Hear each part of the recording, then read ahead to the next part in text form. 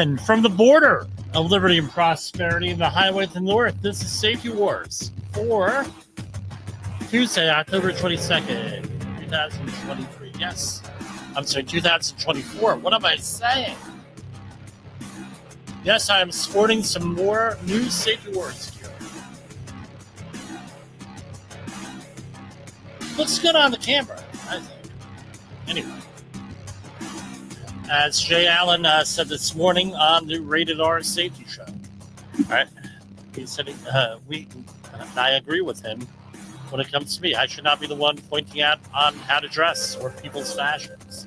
Believe me. I look back at some of those pictures and I say, what the heck was I thinking?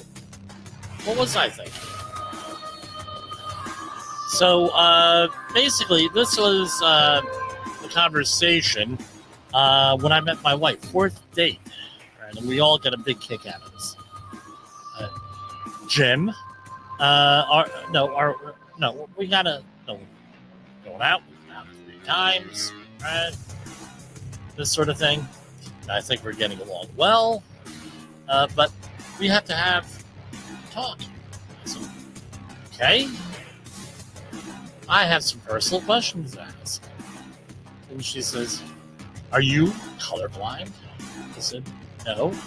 She says, "You don't know how to dress." Well, we're going to be together. The date number 5 will be to clothes shopping. Okay. Out the way it went. About a week later, my mom says, when we were going out, we were separated by distance. Her in White Plains, me in Woodbridge, New Jersey. My mom says, we're going out like once a week. I come, once a week, for like a Wednesday date. And then we would go on the weekend, right? Saturday or Sunday.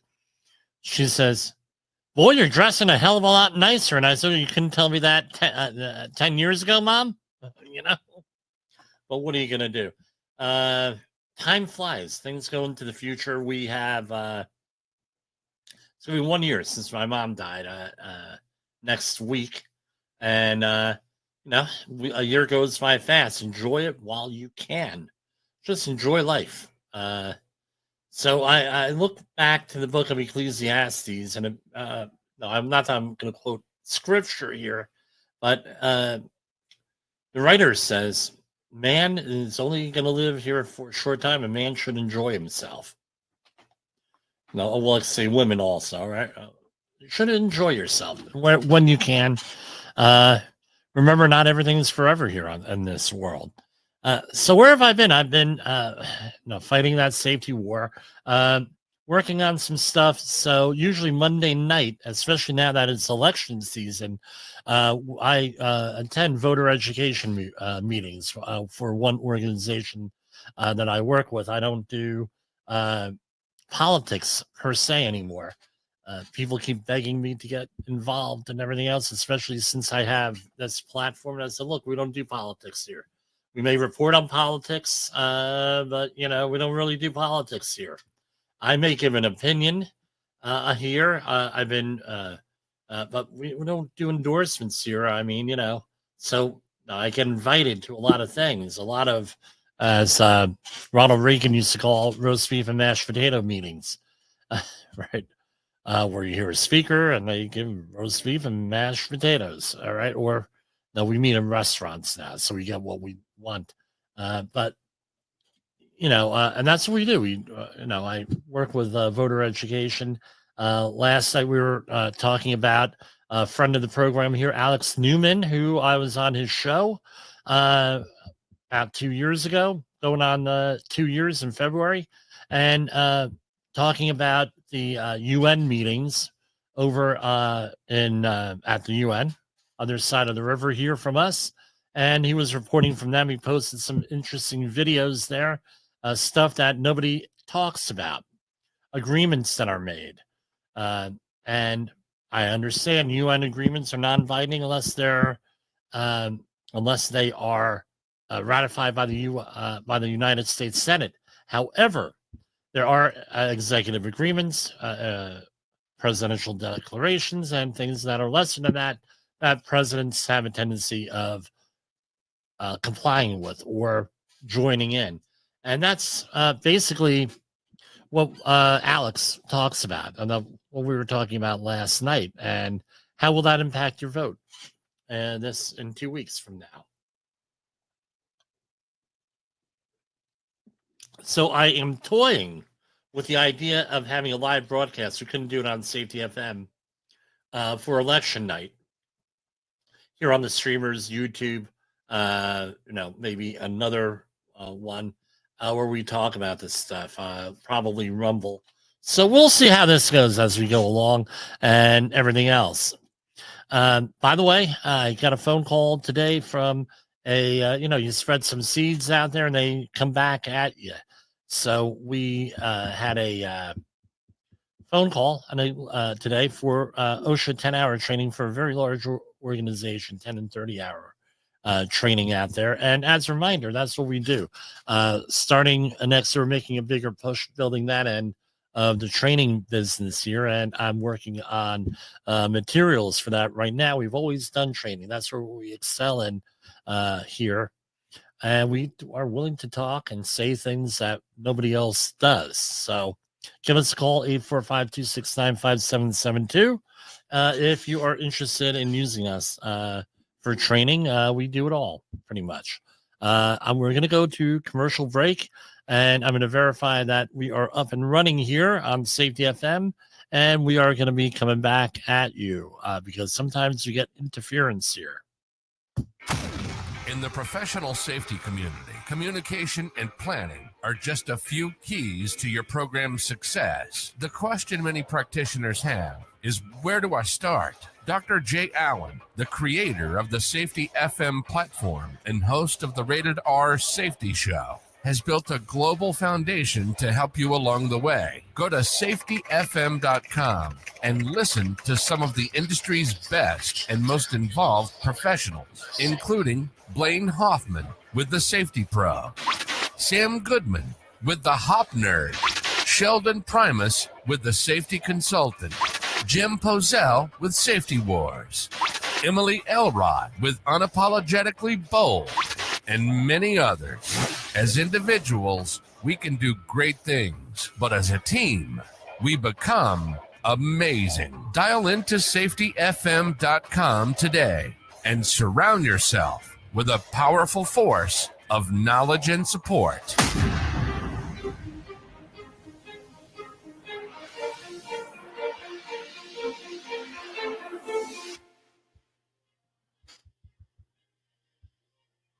OSHA recordables, catastrophic losses, environmental disasters. You want answers? So do I. This is Jim Posel with Safety Wars. That's my daddy.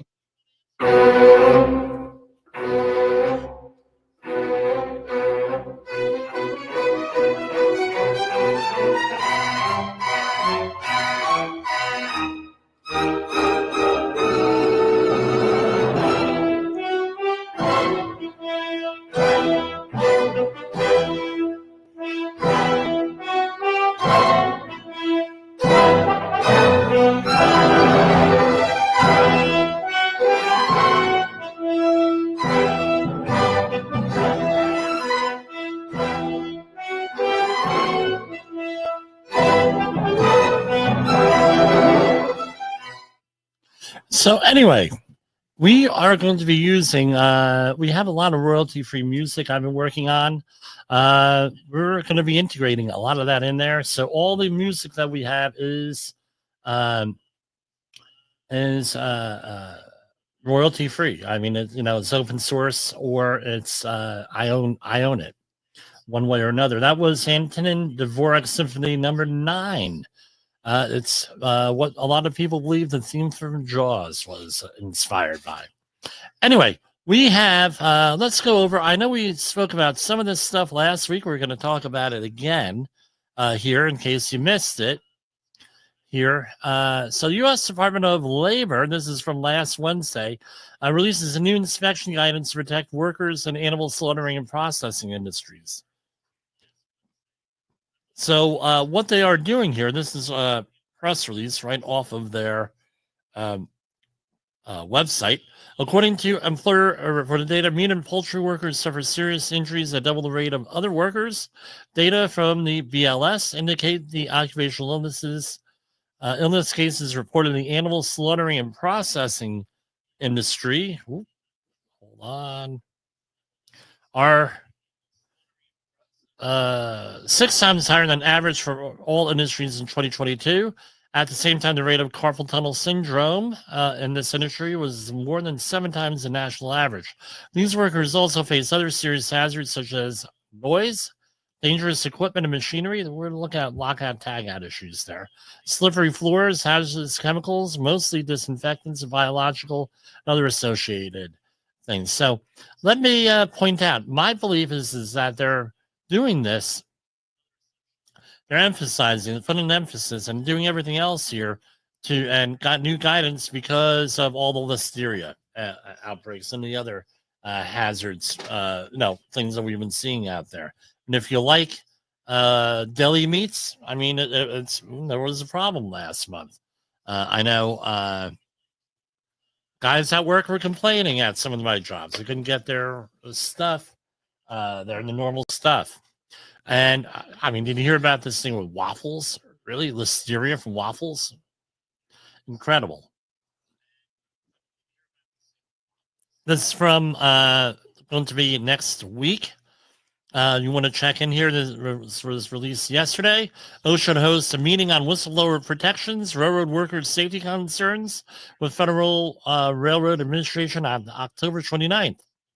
U.S. Department of Labor's Occupational Safety and Health Administration will hold an online meeting on October 29th, 2024, with the Federal Railroad Administration participating to hear stakeholder input on whistleblower protections and safety concerns workers in the railroad industry face. To the public, open to the public meeting will be held from 1 to 4 Eastern Daylight Time and be offered in English and in Spanish. Individuals interested in joining the meeting or making an oral presentation must register in English or Spanish by today. So there is no cost to register. Public comments may also be submitted online through the federal e-rulemaking portal, and it gives you the docket number here, OSHA 2024-0007. And the deadline is for is November 11th. And we talk about whistleblower protections here all the time on this program. Here we have a thing on the 17th, from October 17th. Department of Labor investigation of 33-year-old workers' fatal injuries finds Huntsville countertop company failed to protect workers from stone slabs. So here, hold on.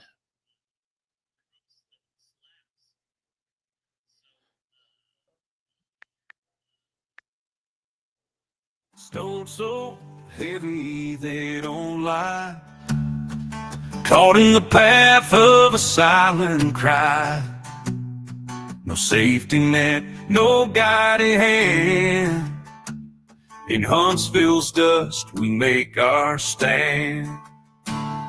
Stone cold silence fills the air. No turning back from what's unfair. A life cut short by carelessness. We mourn in shadows our distress. Rules were written but paid no mind. Federal standards left behind. One life gone, a mournful sound. Under the weight of stone unbound. Stone cold silence fills the air. No turning back from what's unfair. A life cut short by carelessness. We mourn in shadows our distress. All right, so stone cold silence about this accident here in Huntsville, Alabama.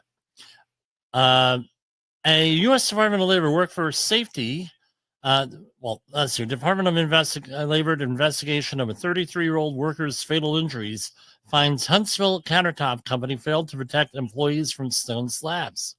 A U.S. Department of Labor workforce safety investigation has found that a Huntsville countertop installation company could have prevented a 33-year-old employee from being struck by a stone slab weighing thousands of pounds by following federal safety standards out of Huntsville job site. Investigators with the department's OSHA determined that employees of a certain company were using a forklift to take stone slabs off a storage rack. When the slab became unsecured and struck the worker, OSHA found that an improperly secured load and a damaged rigging hook with a missing safety latch contributed to the incident. So, if we look at things here, right? Let me do. So I'm going to speculate a little bit here. So this is speculation. Often what happens is companies rig off the tines in the forklift. And oftentimes alliteration there. So often when they rig off the tines, which is you're not allowed to do because it's not in the manufacturer approved way of doing things. Number one. Number two, it's you're modifying something to do that it's not supposed to do. So you need manufacturer's approval. And in lieu of that, you need an engineer and you need a whole bunch of other stuff going on before you do that. But essentially, you have a lifting hook, and that hook is supposed to have a safety catch on it. This prevents whatever you're hooking to or whatever sling you're using or other material from slipping off the hook. And, that's just the way it is with that. Often companies that safety latch, especially the smaller companies, gets lost because it's a little bit of a pain in the neck at times, especially if it gets damaged, which they often do, to work with. But there is a fix to that. It's called a thing named after a river where you can get snap hooks and the latches on there, where you can go back through the manufacturer. But you shouldn't be doing that to begin with, rigging anything off the tines of a forklift, without manufacturer's approval on that. Happens all the time. Tell them all the time. But you better make damn sure you have it in writing. So here we have, back to the story. All right, OSHA determined the company violated several things, failing to develop and institute safe procedures, including worker training for moving stone slabs. Have to have some kind of training. That doesn't mean you send them to OSHA 10-hour or 30-hour course. And they're good. Remember, that kind of training is not is awareness level. You're not certifying people to do anything with that. Permitting workers to use a damaged rigging hook, missing the safety latch, allowing workers to use worn and damaged security straps. Again, anything that's damaged got to be inspected by a competent person, failing to ensure forklift attachments were manufacturer approved, neglecting to evaluate forklift operators' performance at least every 3 years. Okay, so as the song by the Safety Warriors, the Stone Cold Silence, they talk about carelessness. Well, carelessness by who? The workers or the management? I think it's the management. Management allowed this to happen based on the information that we have. Normally, management allows this to happen.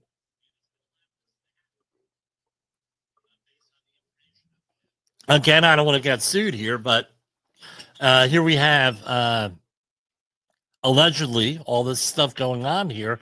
Who was supposed to make that prevent that? According to OSHA, the company failed. OSHA issued 5 serious violations and proposed $29,000 and change in penalties.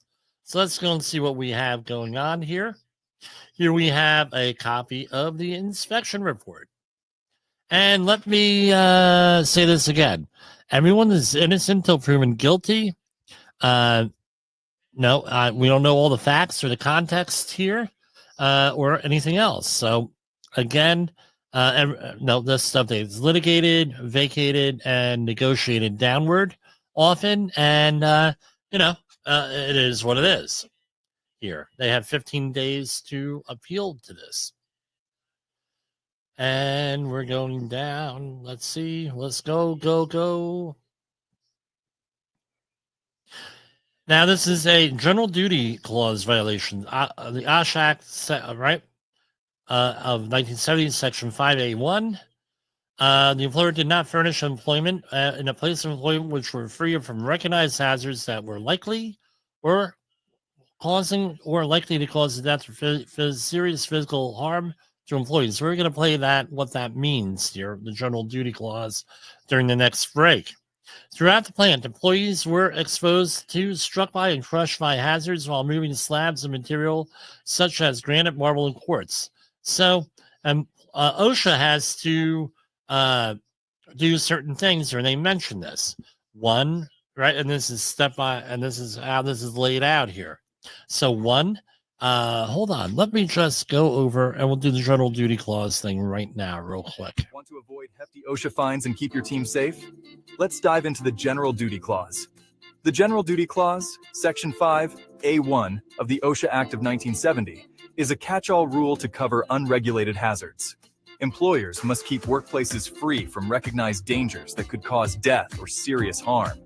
For OSHA to cite you under the General Duty Clause, they must prove the following 4 things. 1. The employer failed to render its workplace free of a hazard. 2. An employee was exposed to that hazard. 3. That hazard was causing or likely to cause death or serious physical harm. And 4. Feasible means exist to free the workplace of the hazard. Employees aren't off the hook either. All right, so that's basically it with the general duty clause. All right, as a refresher here. So among other methods, and OSHA's got to prove all 4 of those. That's an and. Among other methods, a feasible and acceptable abatement method to correct this hazardous condition would be, right? What's the hazardous condition? I identified it. Employees exposed to this stuff while moving slabs. Yeah, well, allegedly a guy got killed over this. Develop. So what's the abatement steps? They got to identify them. Develop, document, and utilize a written procedure for moving stone slabs that addresses step-by-step procedures for lifting and moving a naturally manufactured stone slab. Require the spotter working at the ground level to wear high-vis vests to be more visible to the forklift operator during the movement. Train employees on the procedure prior to moving natural and manufactured stone slabs, and provide refresher training on a periodic basis. Right, that's what we do, weekly safety meetings, toolbox talks. Provide training on eliminating and addressing hazards of operating on rough terrain and or unpaved surfaces. Ensure latch-equipped cooks are used unless the application makes the use of latch impractical or unnecessary. That's 16,131. Citation 1, Item 2, storage of material created a hazard. Slab storage area. Employees were exposed to, struck by, and crushed by hazards when the straps used to secure stone slabs to the A-frame storage rack were worn and damaged. Again, those things have to be inspected regularly. That's $6,452. Citation 1, Item 3A, modifications and additions which affect capacity and safe operation of a PIT, meaning a powered industrial truck, aka forklift, were performed by the employer without the manufacturer's prior written approval. Written approval was not obtained from the manufacturer prior to using attachments such as a telescoping jib boom crane and an Abaco clamp on a Toyota forklift to lift stone slabs weighing approximately 1,000 pounds. So they were using the correct equipment, the jib boom, not tying off of the tines. However, you need to have some type of written approval from the manufacturer to do that. To use it, yeah, you do. How do you do that? You call them up, email them, get them on the phone, say, hey, I need approval to do this. This is what we want to do. And they say yay or nay. Because what happens is once you start putting these attachments on, you start changing the way that lift works. You lower the capacity, for example. And the other thing is people don't know they mean well, but they don't know what they're doing often. That's the carelessness. Not the carelessness of the employee. It's the carelessness of management. Slab storage area. A forklift was not marked to identify the attachments and show the approximate weight of the track. An attachment combination at maximum elevation with load laterally centered. exposing employees to struck by and crushed by hazards. The forklift was not marked to identify. So if the truck is equipped, this is 1910-178A5, if the truck is equipped with front-end attachments other than the factory-installed attachments, the user shall request that the truck be marked to identify the attachments, show the approximate weight of the truck and the attachment combination at maximum elevation with load laterally centered. So you got to have labels, and I mean, this stuff is not hard to figure out. Now, normally, I don't know what happened here, because normally there's a sticker on the jib that tells you that. And maybe you have to change the, there's a placard in there with weight limits. I don't know. But anyway, that's what's going on there. Sorry for the hiccups, guys. Okay. Let's head on over to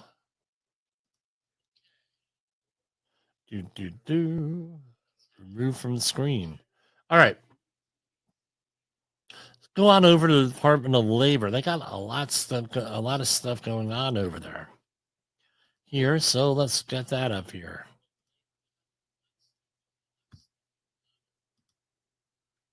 Right, and let's go to another commercial break. In an unpredictable world, one voice rises above the chaos. Meet Jim Polzo, a seasoned safety expert who's navigated through some of the most dangerous scenarios, from anthrax, explosive cleanups, disasters, and numerous environmental cleanups, and lived to tell the tale. Now he's bringing his wealth of knowledge, insights, and experiences to you through Safety Wars. From workplace hazards to the hidden dangers in your own home, Jim covers it all with his engaging storytelling. Safety Wars isn't just a podcast. It's your guide to a safer world. Join Jim Polzo and become part of the Safety Wars revolution. Available on Spotify, Apple Podcasts, YouTube, and wherever you get your podcasts and videos. Safety Wars. Your safety is our mission. I'm sure you've heard the news. Safety training is evolving, and you should be too. Outdated safety training isn't just boring, it's dangerous. If your safety trainer is still preaching a warped version of behavior-based safety from 25 years ago, it's time for a change. Imagine safety training that actually addresses the hazards unique to your workplace. No more generic one-size-fits-all solutions. The Safety Wars team at safetywars.com is here to revolutionize how you approach safety, with customized training that's relevant, engaging, and effective. Contact Jim Polzel at 845-269-5772. Remember, if you're receiving this message, you are the solution to unsafe workplaces. Say goodbye to outdated safety training and hello to a safer, more productive environment. Visit safetywars.com now.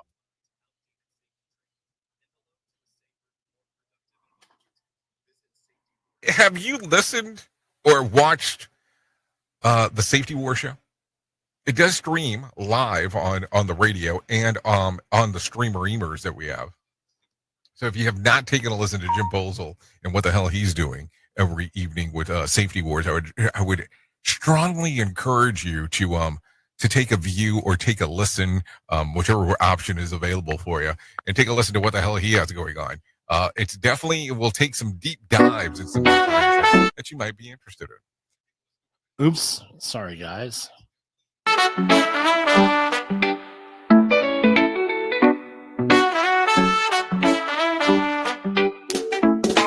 People make mistakes, you know it's true. Falling down and rising up anew. Learning from the scars and heal the bruise. This is HOP, Human Harmony. Everybody's got their own excuse. Context drives behavior, can't you see? The past and present shape our destiny. The way you act is not just up to me. In this dance, we're bound by history.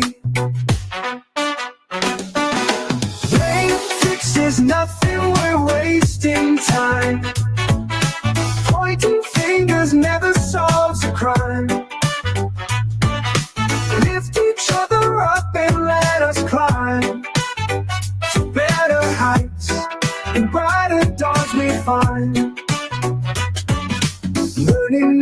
improving vital parts.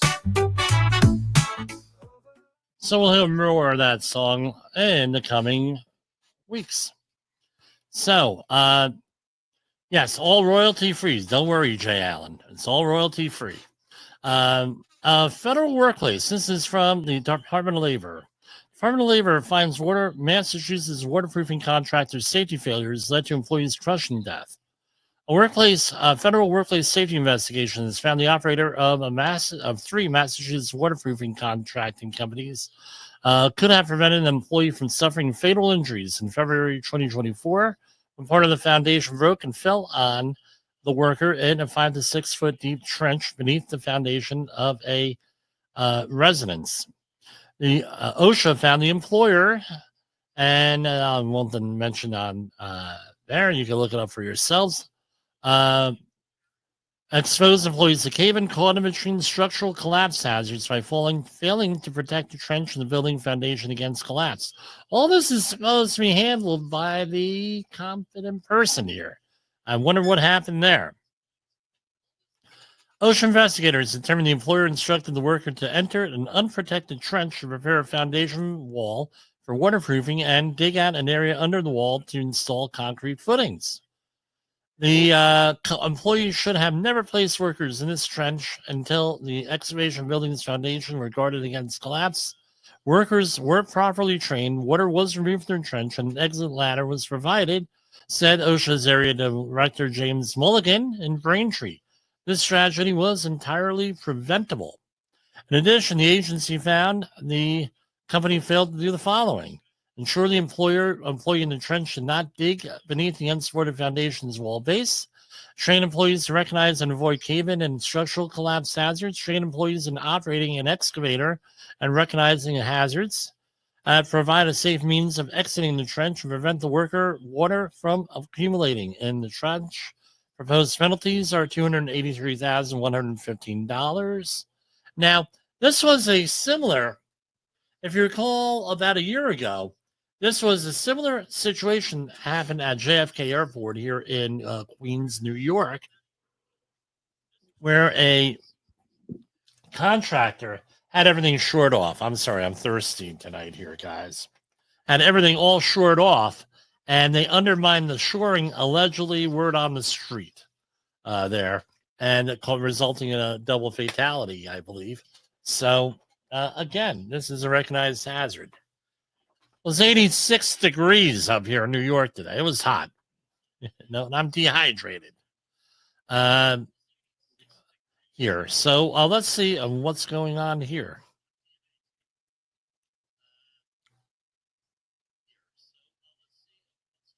Scroll on down. We're going through all the matter here, right? Citation 1, Item 1, 1926.21. The employer did not instruct each employee in the recognition and evidence an avoidance of unsafe conditions and the regulations applicable to his work.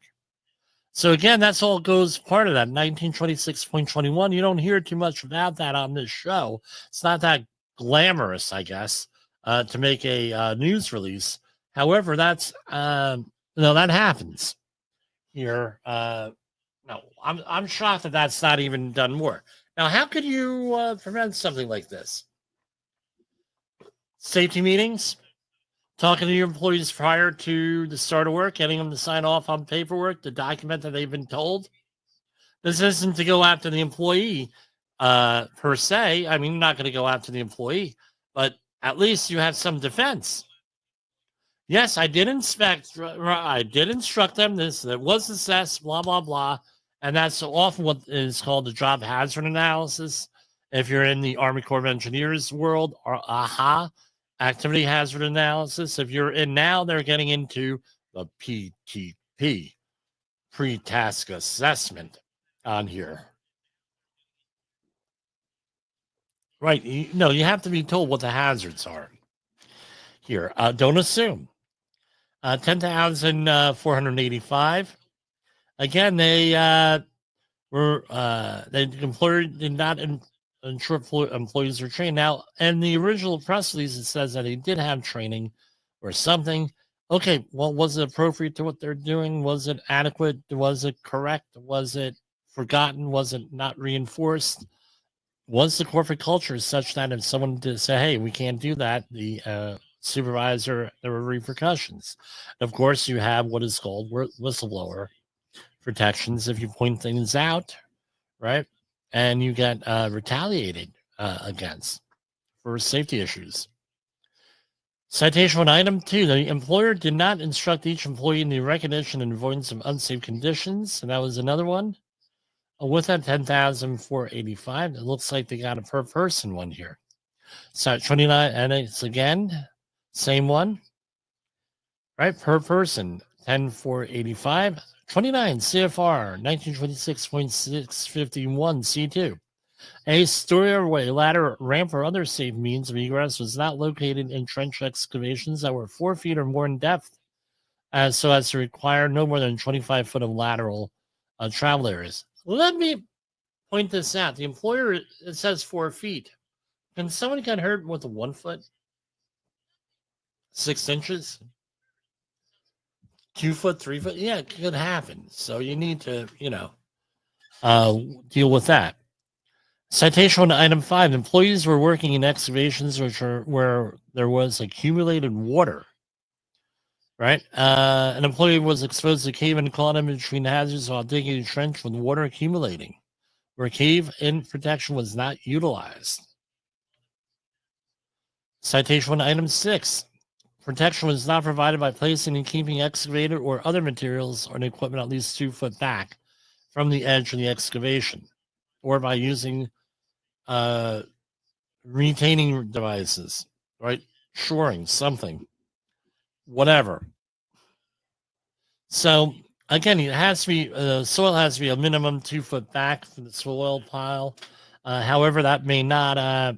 Again, this is one of those things that I don't necessarily agree with the regulation. That's according to my pedology courses, right? Soil science and everything else.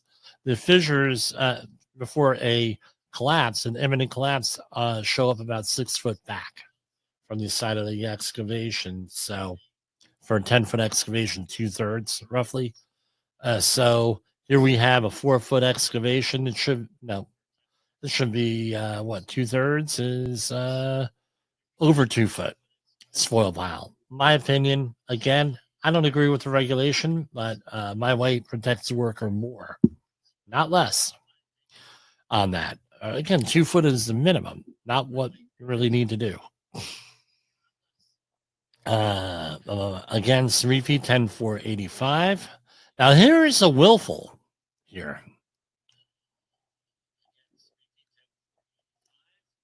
Where the stability, willful serious, where the stability of adjoining buildings, walls, or other structures was endangered by excavation operations, support systems such as shoring, bracing, or underpinning was not provided to ensure the stability of such structures for the protection of employees. On or about 2/7/2024, an employee was exposed to caught between hazards while working in a trench adjacent to a residential structure. The soil under the structure's foundation was removed and the structure was not supported to protect collapse. Obtain a stamped engineer's construction drawing demonstrating how the structure should be supported during the removal of the subsurface and installation of concrete footings. $104,859. And citation 2, item 2, willful serious excavation before the level of the base or footing of any foundation or retaining wall that can be reasonably expected to pose a hazard to the employees was not prohibited. So they told the guy to do that, right? Undermine the foundation there. $104,859.85 for a grand total of proposed penalties at $283,115.95. So I don't know. I don't know what to say. There's companies where these situations happen out there, and what are you going to do?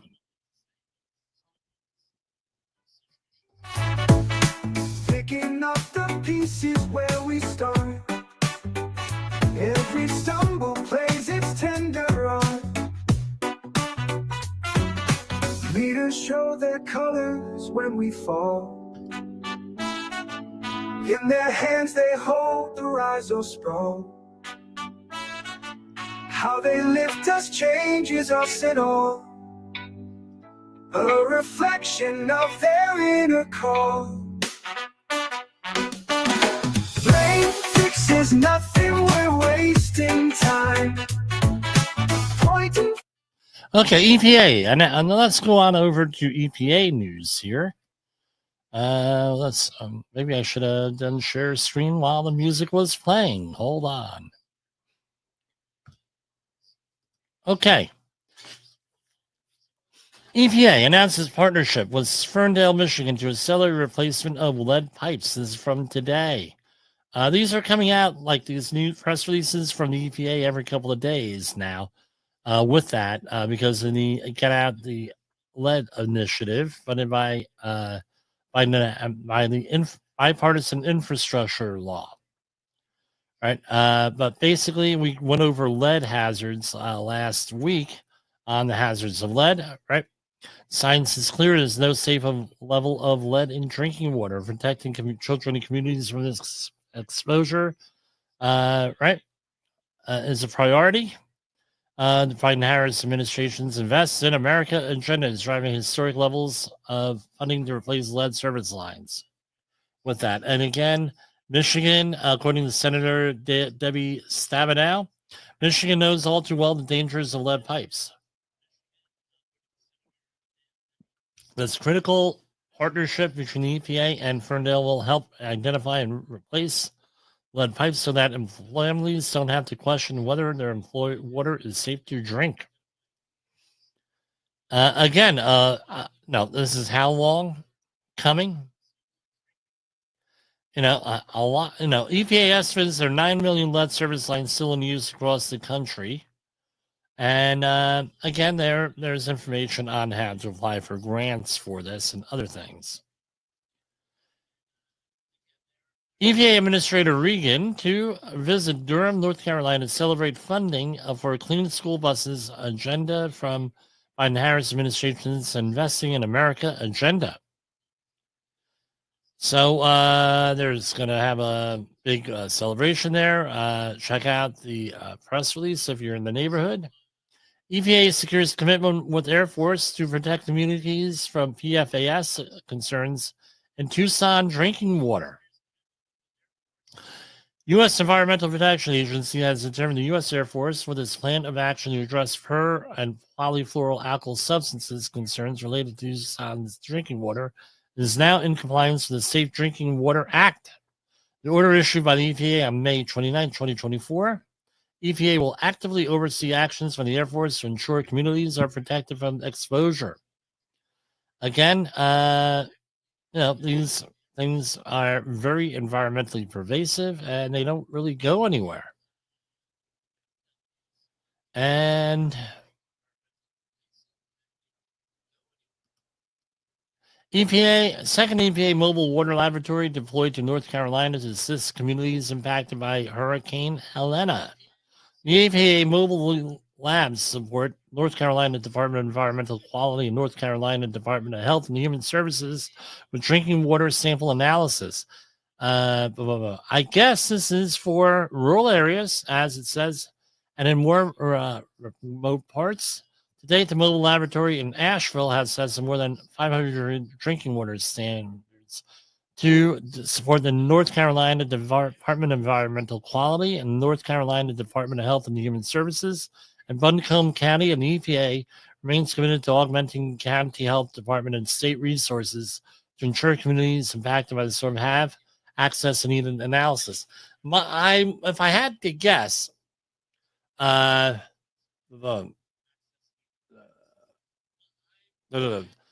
I had to guess, they're worried about not only the public water systems, but apparently they're worried about the private drinking wells. And because things are flooded out there and things are damaged, things are impacted, well casings might have been cracked on this. We do know a little bit about this. and may need to be disinfected. Now, North Carolina Department of Health and Human Services has a fact sheet on well disinfection. I'm going to click on that right now. And again, let's see here. This is probably something, if you're into disaster preparation, this is probably something you want to hold on to. Right? Let me save to Adobe file. All right. Yes, I do have the Adobe suite on here. Now, why? I mean, good. No, I just ran into this here. Good information to get this stuff here on disasters. So, how to disinfect your well after a flood. This is from the North Carolina. For you and your family's safety, do not drink water from your personal well till the well has been disinfected and tested. Until your well is tested and safe to use bottled water. I'm going to say, as far as bottled water is concerned, the smaller bottles are the better ones. Is what now you say? Well, that's more wasteful, more plastic. Yeah, but if you get infected stuff and everything, you only have to worry about a little bottle. You don't have to worry about a big reservoir of stuff. If you do not have safe bottled water, boil your water, make it safe to drink. If the water is cloudy, first filter through a clean cloth, paper towel, or coffee filter. Another option is let any particles in the water settle to the bottom, then draw off the clear water for boiling. Bring the clear water to a rolling boil for at least 1 minute. At elevations above 6,500 feet, boil for at least 3 minutes and let the boiled water cool and store it in sanitized containers. So, disinfection preparation for a well. A garden hose long enough to reach from an outdoor water faucet to a well. Protective goggles and gloves. Again, chemical goggles. What kind of gloves? Let's see. If you're using cleanings, I would probably be using PVC or butyl that are clean because you're dealing with drinking water here. A clean 5-gallon bucket.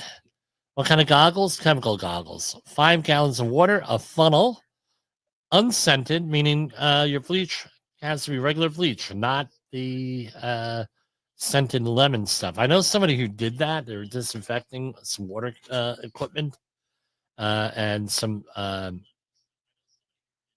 Italian water ice equipment, and they used lemon bleach, and lemon smell. I mean, they had to clean that thing for a week to get the smell out. So unscented. The amount, and then this gives you the amount of unscented liquid chlorine bleach needed for well disinfection. Well diameter on one side here, and let's see if I could. This is like golden here, right? Well diameter in inches. And then you have the water depth and well. Again, to do this, you need to know this stuff. Diameter, easy to figure out. Depth, again, that's something you need to prep for ahead. How deep is my well on that? And then you have the different measurements here. And this is from again, the North Carolina Department of Health and Human Services. And if using granular calcium hypochlorite, and that's chlorine bleach, and if using granular calcium hypochlorite for disinfection, please follow the table. Right, 100 foot of water, and they have this, and they just, I guess they're not worried about the diameter of the well. They're just worried about the depth of the well with that. And again, right,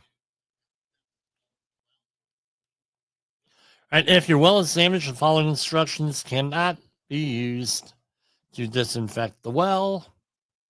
Right, to contract a licensed well driller for assistance with the well damage.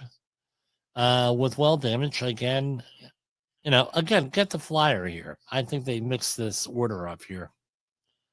You can search for well contractors in your county, right? Blah blah blah. Step 1, turn off the well. 2, open the well. 5, run disinfectant through the faucets. and sub-3 mixed disinfectant for, and then it goes on and on and on and on how to do this. If you're not sure, call an expert. If you are sure, call an expert. That's my advice on this stuff with this. Again, and apparently they're only taking samples from the health department and from government sources, not from private citizens here. So that's in North Carolina.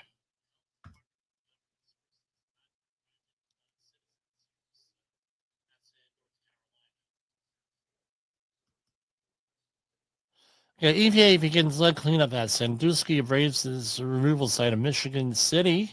Today, the U.S. EPA began removing lead-contaminated soil at the former Sandusky Chicago Abrasive Wheel Company incorporated site in Michigan City, Indiana. EPA anticipates the cleanup will take 2 to 4 months to complete, and short-term road closures near the site might be necessary. Cleanup crews will spray water on site to control dust and will monitor air quality. EPA will dispose of the contaminated soil at an approved landfill. The EPA began collecting soil samples at this site in June 2023. So, with that, so, who knows how long this was going on here. So, that's what's going on here with the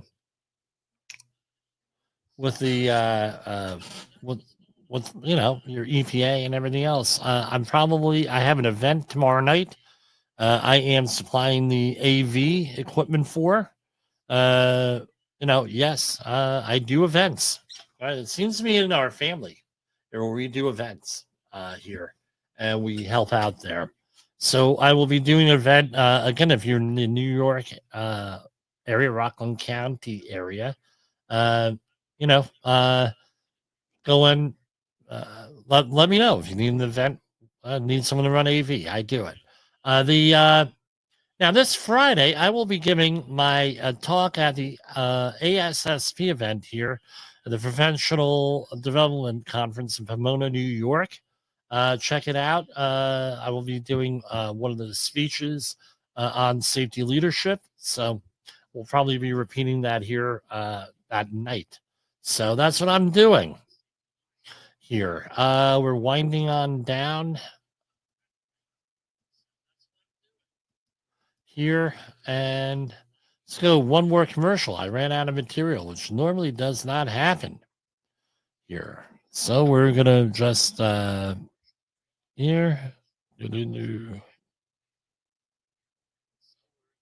I'm sure you've heard the news. Safety Hey employers, want to avoid hefty OSHA fines? Listen up, OSHA or the Occupational Safety and Health Administration can issue penalties after inspecting your workplace. If they find violations, you'll get notified by certified mail or in person. You have 15 working days to contest it, or the penalty becomes final. How are penalties determined? It depends on your business size, the severity of the violation, your history, and your good faith efforts. Even if you fix the issue right away, you might still get fined. Let's talk numbers. A willful violation can cost between $11,524 and $161,323. Repeated violations hit up to $161,323. Serious violations can reach $16,131. And, other than serious violations, can also cost up to $16,131. If you fail to correct a violation, it's $16,131 per day. Lastly, missing a posting requirement? That's another $16,131. Stay informed, stay compliant, and keep your workplace safe to avoid these costly penalties. All right, so here we have McDonald's shares fell after CDC says an E. coli outbreak linked to quarter pounders. And this just came across the wire 3 hours ago. McDonald's shares fell in extended trading after the CDC said the E. coli outbreak was linked to the chain's quarter pounder burgers. The outbreak has led to 10 hospitalizations and 1 death. Restaurant chain said initial findings from the investigation show some of the illnesses may be linked to onions. Oh, not good. Not good, my friends. Here we have off of study finds, the conversation. Existential uncertainty, constant doom scrolling and worrying damages the brain. Near constant headlines discussing devastating crises humanity is currently facing, from climate change to political polarization and war. Many of us are experiencing the feelings of existential uncertainty. This can manifest in several different ways, such as feeling anxious or distressed when consuming the news. You may also feel a more subtle but persistent sense of unease about the future. These findings are actually linked to changes in the brain. And, you can go check out it. It's a very detailed article here. But basically, don't doom scroll, right? Be optimistic. Again, I consume a lot of news. It's gotten to the point where I'm watching old TV shows. I'm not even 2 weeks ago to an election, 20 years ago, I would have been on bated breath. I don't even do it anymore. Not that I'm not interested or disinterested. Far from it. But again, all the negativity is not good for you psychologically. I mean, we got to focus on fighting that there safety war. So that's all I have for you tonight. Here at Safety Wars, again, that's what's going on. So I'll be back probably on Thursday night and then finish off our broadcast week on Friday. For Safety Wars, this is Jim Posel. Good night. The views and opinions expressed on this podcast are those of the host and its guest and do not necessarily reflect the official policy or position of the company. Examples of analysis discussed within this podcast are only examples. They should not be utilized in the real world as the only